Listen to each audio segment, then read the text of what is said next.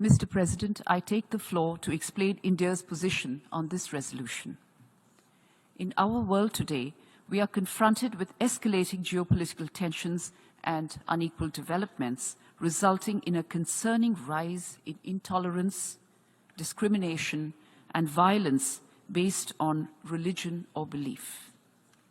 India, as a proud champion of pluralism, firmly upholds the principle of equal protection and promotion of all religions and all faiths. Our rich history as a pluralistic and democratic nation, embracing diverse religions, has long served as a refuge for those persecuted for their faith. Whether Zoroastrians, Buddhists, Jews, or adherents of any other belief, they have consistently found in India a sanctuary free from persecution or discrimination.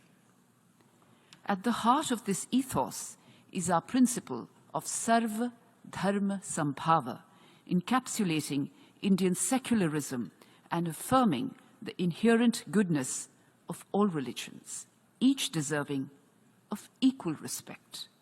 This principle isn't merely a facet of our culture, it is firmly enshrined within the Constitution of India. It is therefore with deep concern, Mr. President, that we observe the growing manifestation of intolerance, discrimination, and violence against followers of various religions. We condemn all acts motivated by anti-Semitism, Christianophobia, or Islamophobia. However, it is crucial to acknowledge that such phobias extend beyond the Abrahamic religions. Clear evidence shows that over decades, followers of non-Abrahamic religions have also been affected by religiophobia. This has led to the emergence of contemporary forms of religiophobia, particularly anti-Hindu, anti-Buddhist, and anti-Sikh elements.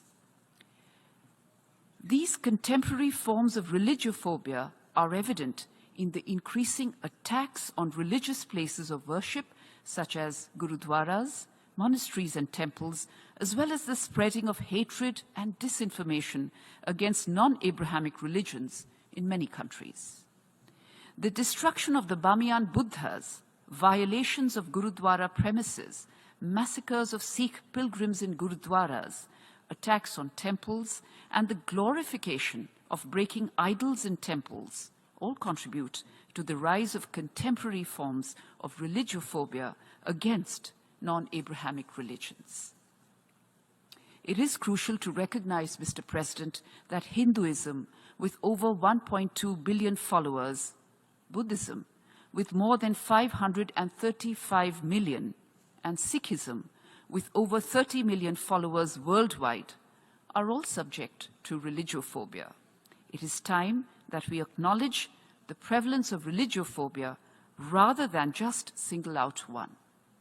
In this context, I would ask all member states to consider the broader scope of religious discrimination that persists globally.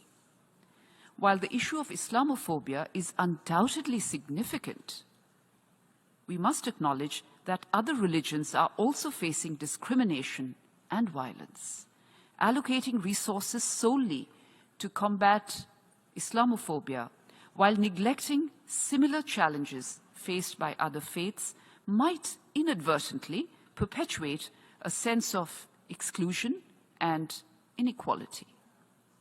Moreover, the substantial budgetary implications of establishing such a position prompt us to pause and reflect on whether this is the most effective use of resources. Could we not achieve greater impact through a more inclusive approach that addresses religious discrimination in its entirety? Therefore, we are in principle opposed to the creation of the post of a special envoy on the basis of a special religion. We trust that the resolution adopted today does not establish a precedent that could result in numerous resolutions centered on phobias tied to specific religions, potentially dividing the United Nations into religious camps. It is crucial for the United Nations to maintain its stance above such religious concerns which have the potential to fragment us rather than unite us under the banner of peace and harmony, embracing the world as one global family.